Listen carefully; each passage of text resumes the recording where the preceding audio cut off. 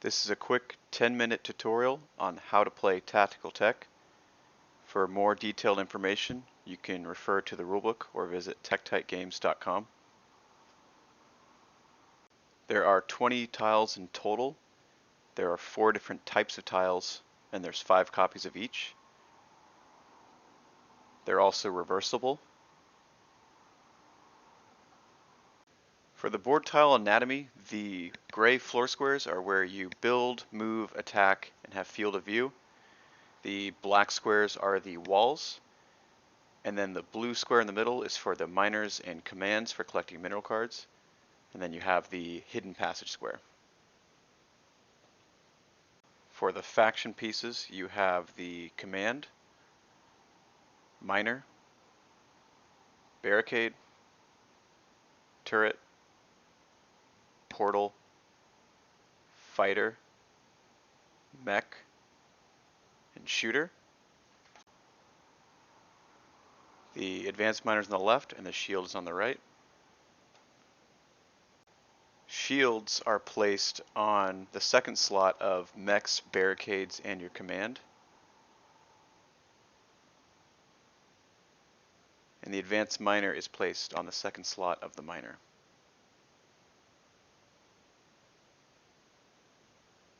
On the player menu, phase 1 is activation, phase 2 is purchase, phase 3 is sell, phase 4 earn. The purchase section shows you the structures, units, and upgrades. You see the price of each item. For the miners, you see the first one costs 1 iron, second one costs 2 iron, and the third one costs 3 iron. On the back are some useful, important mechanics to remember for the game. This is the iron, silver, and gold uranium research cards. You purchase them during the purchase phase, priced in the top right, and then you have a description of what this permanent upgrade will do. The mineral deck contains the resource cards.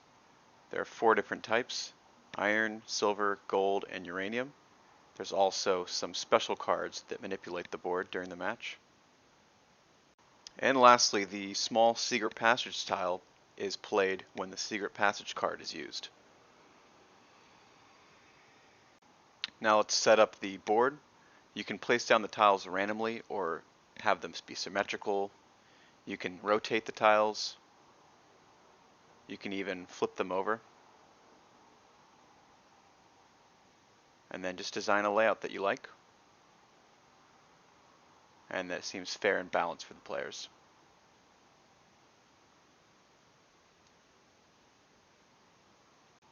Once you finish placing the tiles, you'll want to take your command and place it on one of the blue squares. That will be your starting command tile. Each player should go around taking turns doing this. Then you want to place your first miner on any other blue square. Typically you want to put it close to your base. Then place your fighter on any of the available floor squares of your starting command tile. Best place is usually up to the edge so you can get more distance. And this is optional, but you can place your first portal to make the match go a little faster. Now each player will draw 2 mineral cards. You get 2 because you have a command and a miner. Now the first player will start with activation. They're going to move their unit on the field.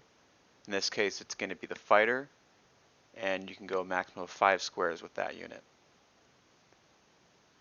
Then decide how you want to spend your mineral cards. In this case we'll spend 2 silvers for 2 fighters.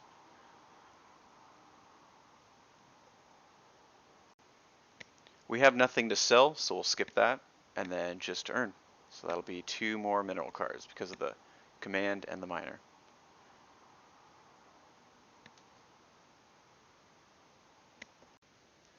Now the opponent will go next. If you're playing teams, the opponent should always go second. So red will move up 5 squares. For purchase phase, they have an iron and a gold. We'll hang on to the iron for later.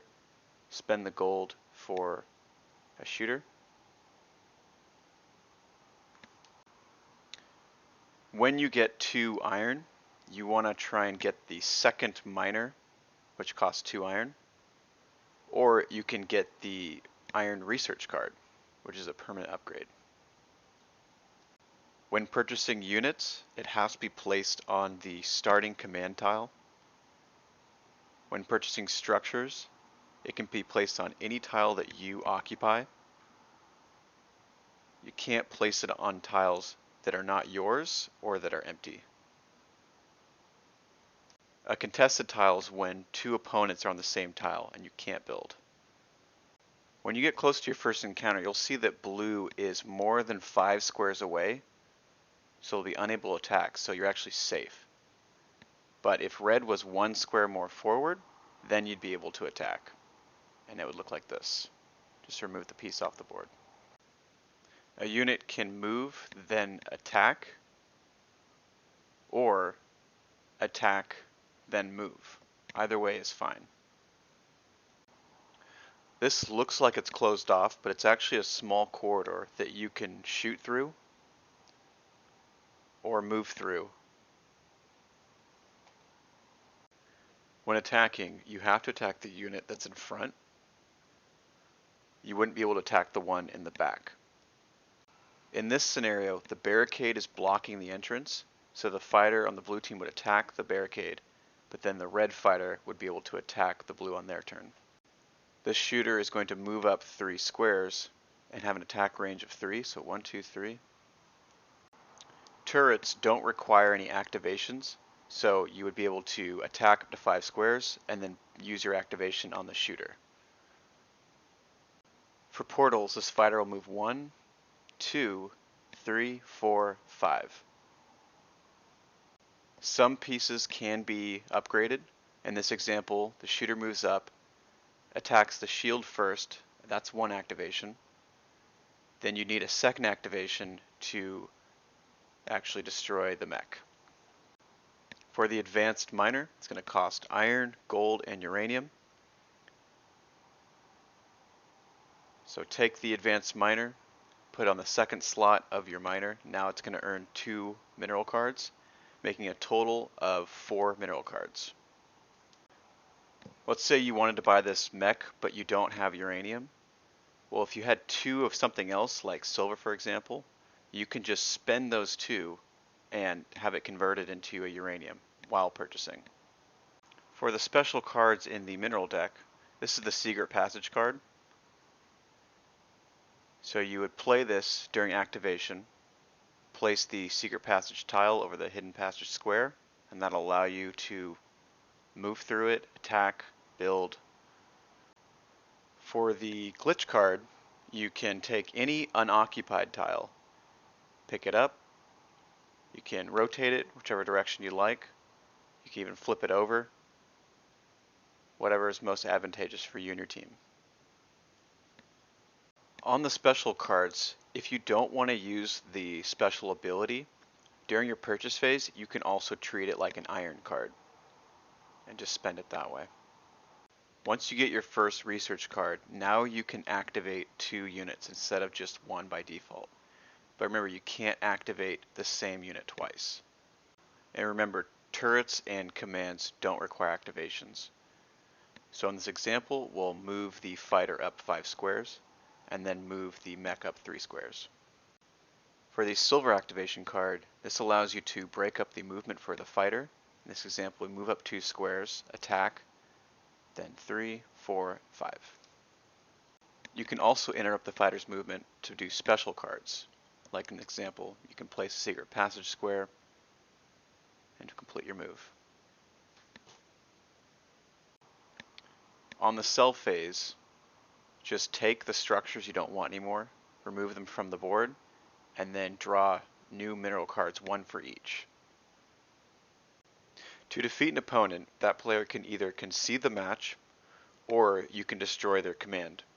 And once you do that, remove all their pieces from the board.